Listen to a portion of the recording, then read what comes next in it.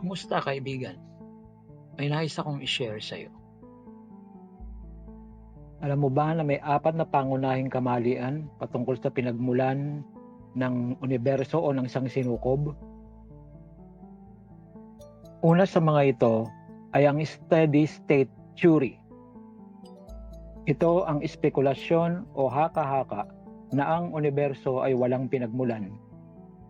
Sinasapantaha rin dito na ang universo ay dati nang umiiral sa nakaraan at patuloy na iiral sa hinaharap. Pinangahawakan din na may bagong bagay na laging nalilikha at sa pamamagitan nito ay namiminti na ang kasinsinang hindi mababago habang ang universo ay patuloy na lumalawak. Ito ay kalyado ng paniniwala sa materialismo na nagsasabing ang tanging katotohanan o realidad lamang ay ang materya. Na ang realidad ay binubuo lamang ng nasasaklaw ng ating limang pangdamdam. Ito rin ay kaalyado ng uniformitarianism na nagsasaysay na ang katulad na mga batas at mga prosesong pisikal na naobserbahan ngayon, ang siya ring kumilos noong una at kikilos pa rin sa hinaharap ng walang pagbabago sa buong universo. Katapat ang teoryang ito ay napabulaanan na ng mga katotohanan ng siyensya at resulta nito ay tinakwil na ng mayorya sa mga pangkasalukuyang mga siyentista. Ang batas ng sanhi at epekto ay nagsasabi sa atin na walang epekto ang maaaring umiral ng walang sanhi at wala rin namang epekto ang maaaring humigit pa kaysa sa sanhi nito. Itinuturo ng bahay ang arkitekto at ang nagtayo nito. Gayon din naman ang relo ay itinuturo nito ang watchmaker o ang gumawa ng relo. Sapagkat hindi magagawa ng bahay na planuhin, disenyuhin at itayo ang sarili nito kung paano ang isang relo, ay hindi rin ito magagawang buuin ang sarili niya. Ipinahihiwatig nga ng sangnilikha na talagang may manglilikha kung paano ang mga anak ang nagpapahiwatig naman na may mga magulang na may ama't ina.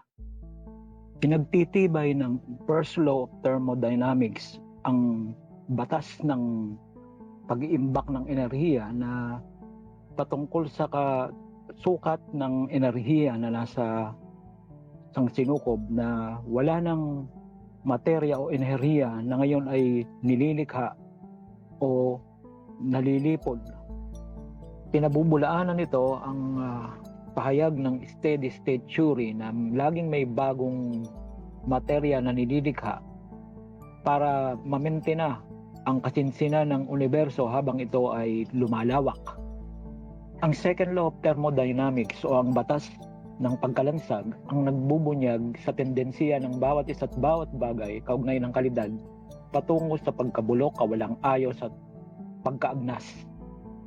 Anumang bago, ilang sandali lamang ang makaraan ay nagsisimula na kaagad na maging luma. Ang malalakas ay unti-unting humihina. Hindi nagtatagal at ang kalusugan ay nauuwi sa karamdaman. At bago pa natin mapansin, ang minsang puno ng sigla at buhay ay nilamon na ngayon ng kamatayan at ng pagkaagnas. Ang steady state theory at uniformitarianism ay pareho ngang mali.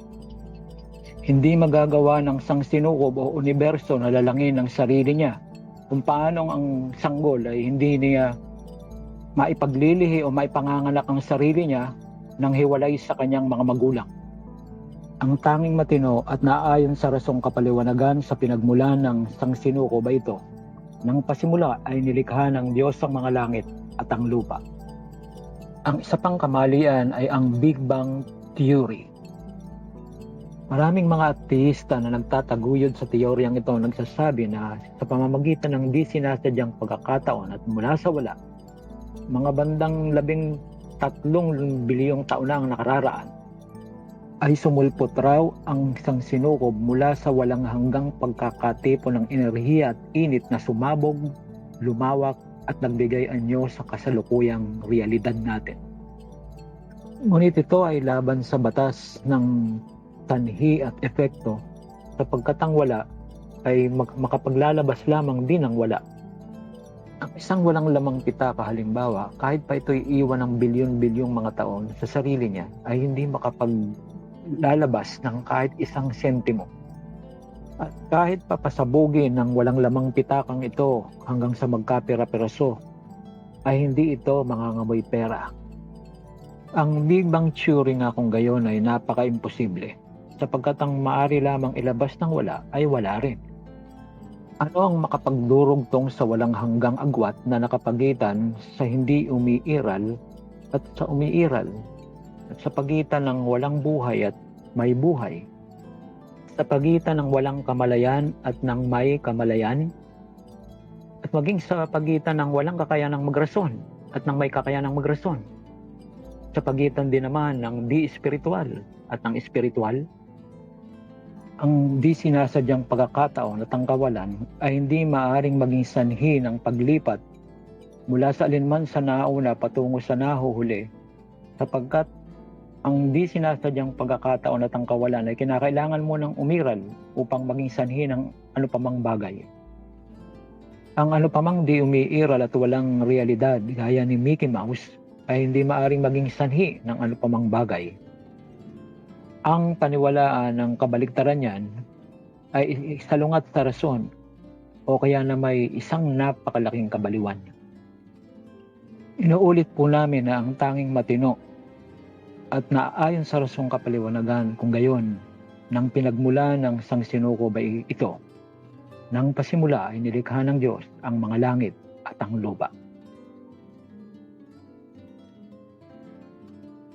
Ang isa pang pangunahing kamalian patungkol sa pinagmula ng universo ay ang Hindu cosmological myth.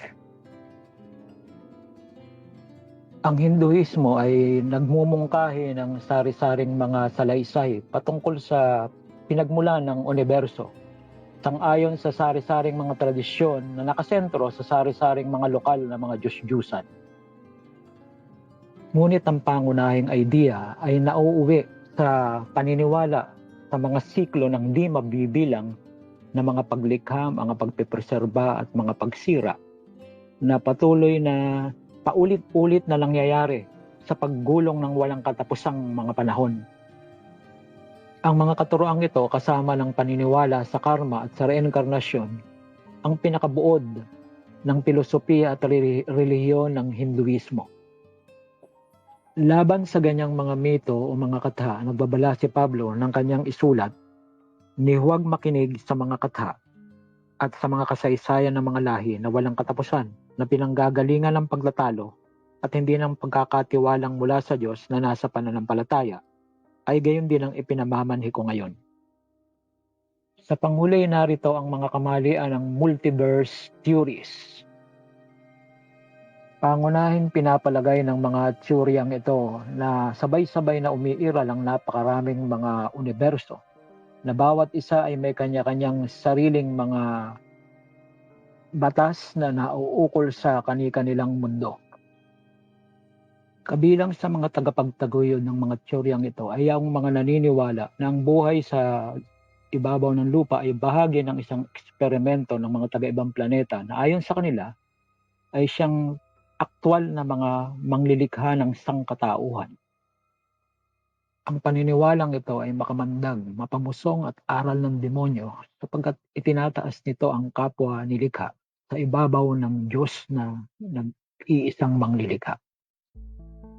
Sapagkat pinalitan nila ang katotohanan ng Diyos ng kasinungalingan at sila'y nagsisamba at nangaglingkod sa nilalang kaysa lumalang na siyang pinupuri magpakailanman, siya nawa. Datapat napakalinaw sa salita ng Diyos na ang Diyos lamang ang nag-iisang manglilikha, hindi lamang ng universo, kundi maging ng tao man. Walang ibang manglilikha, kundi ang nag-iisang Diyos lamang na makapangyarihan sa lahat.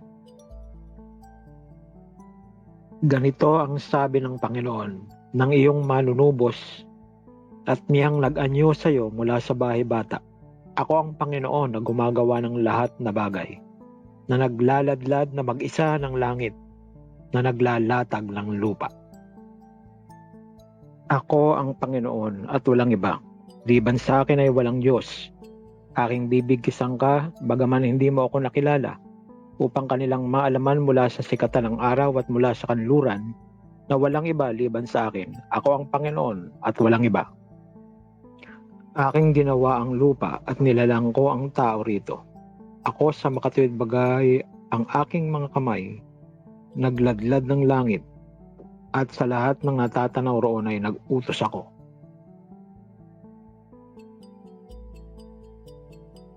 Kaya nga ang tanging matino at ayon sa agham at ayon sa kasulatan na kapaliwanagan, kaugnay ng pinagmulan ng sangsinuko ba ito?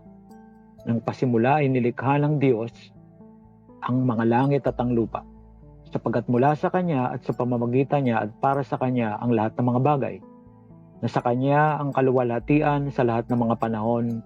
Amen.